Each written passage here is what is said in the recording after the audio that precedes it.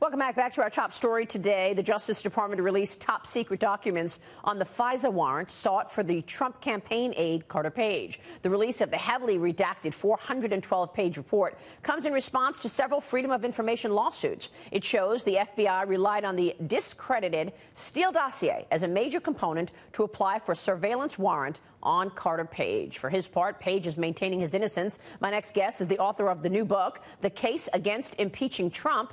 Harvard Law Professor Emeritus Alan Dershowitz joins me right now. And Alan, it's good to see you this morning. Your reaction to what we've received in terms of this FISA warrant, which is heavily redacted, every page, massive black spots.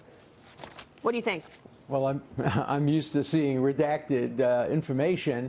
I would say 90% of redactions are generally designed to cover people's incompetence, and they're not national security. And I think you should have an objective, neutral person go through the redactions and always err in favor of publicly releasing and transparency rather than secrecy. But what it also shows us is that there is potentially a violation of a United States Supreme Court decision called Franks versus Maryland and its progeny. That case says when you make an application for a warrant, you have to be truthful. And if you omit important information or fail to disclose information that might discredit the source, there is a real legal problem. And here, of course, we know that the Steele dossier, we know how it was obtained, we know the circumstances, and the FISA court didn't know those pieces of information, should have known it. And the question really is, was there other information sufficient beyond the Steele dossier to justify intruding on the privacy rights of an American citizen? We don't know enough yet to answer that question. Well, I mean, we know that one other piece of information used was a Yahoo article about the Steele dossier. So it was all based on the Steele dossier, and then they re-upped it and they had to get additional sign-offs on it 3 times with the same information. Normally, you would, when you go to re-up a warrant, you have new information. It's all based on the dossier. Look, is it high time we all admit that the Obama administration spied on the Trump campaign because it was a political enemy and there was an election?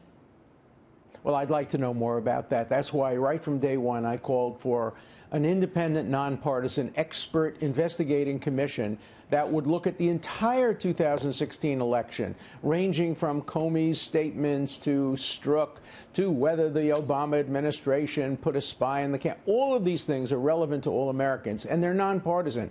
We want to see fair elections. We don't want to see the thumb of any FBI agents, Justice Department officials, Russia, Comey. We don't want to see that thumb, even that pinky, on the scale of our own elections. And we're not learning this from the Mueller report. I mean, it certainly doesn't feel good. It feels like it's rigged, this whole thing. What happens now, in your estimation, based on what we know from Peter Strzok, what we know about the hearings in terms of Lisa Page, and, of course, all of these texts? Well, we'll see, first of all, whether any of this appears in Mueller's report, because there's going to be a report. But there are also indictments, and there'll be some contested cases. And in the contested cases, lawyers have a gold mine to work with, defense lawyers, challenging this FISA application, challenging Strzok's objectivity. All of this will become a basis for legal proceedings and legal challenges. We've already seen Judge Ellis in Virginia question the special counsel, wonder whether not only are they trying to make people sing, but also make them compose.